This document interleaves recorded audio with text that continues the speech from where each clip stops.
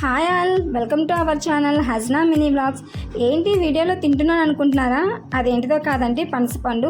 మేమైతే first time అండి పనసపండుని మేమే కొనుక్కొని ఇంటికి తెచ్చుకొని దాన్ని కట్ చేసుకొని తింటాము. లైఫ్లో ఫస్ట్ టైం అయితే ఎక్స్పీరియన్స్ చేసాము మేము. ఇదైతే అనుకోకుండా ఇక్కడ మాకు రోడ్డు మీద కనిపించినాయండి ట్రక్.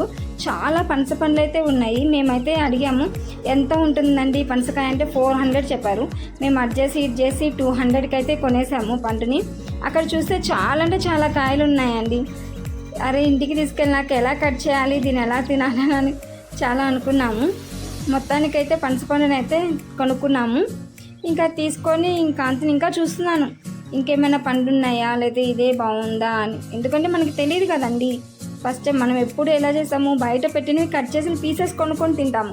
కానీ ఇలా కాయ మొత్తం ఇంటికి తీసుకెళ్ళి మరి అది పచ్చిగా ఉందా లేదా అనేది అయితే మనం చెక్ చేసుకోలేము కదా. అందుకని 1-2-3 సార్లు అడుగుతున్నాను నేనైతే అతనని. ఇదైతే మా పాప షూట్ చేస్తుంది. ఫైనల్గా ఇంటికైతే వచ్చేసామండి. ఇంటికి వచ్చేసి కాయలు ముందు పెట్టుకొని ఇంకా కట్ చేయడానికైతే స్టార్ట్ చేశాను. కానీ పనసకాయని కట్ చేసే ముందు చేతికైతే ఆయిల్ అయితే పూసుకోవాలి, లేదంటే దానికి ఉన్నదంతా జిగురంతా మన హ్యాండ్కి అంటుతూ ఉంటుంది అనమాట. అందుకని అలా చాకు పెట్టంగానే తెగిపోయింది. ఏంది ఇంత ఈజీగా తెగిపోతుంది అని అనుకున్నాం, కానీ అసలు కథ తర్వాత ఉంది. ఫైనల్గా రౌండ్ మొత్తం కట్ చేశానండి. కట్ చేసి తెగిపోయింది కదా అని ఇట్లా లాగుతున్నా.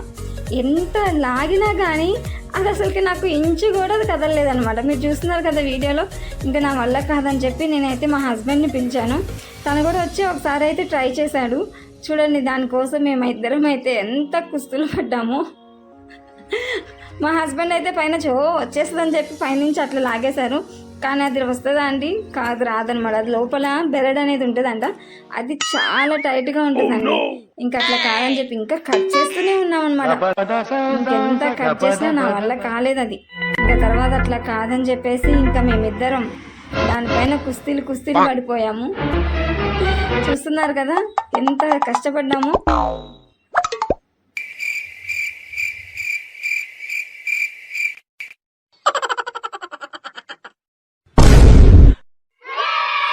ఇంకా అట్లా కాదని చెప్పేసి ఇంకా తన అటు సైడు నేను ఇటు సైడు నాయన 2 చేతులు గట్టిగా అటు ఇటు ఎంత గుంజినా రాలేదు.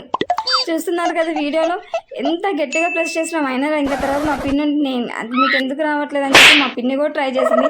పాపం తనకు కూడా ఎంత ట్రై చేసినా కానీ చూడండి అసలు కొంచెం కూడా రావట్లేదు.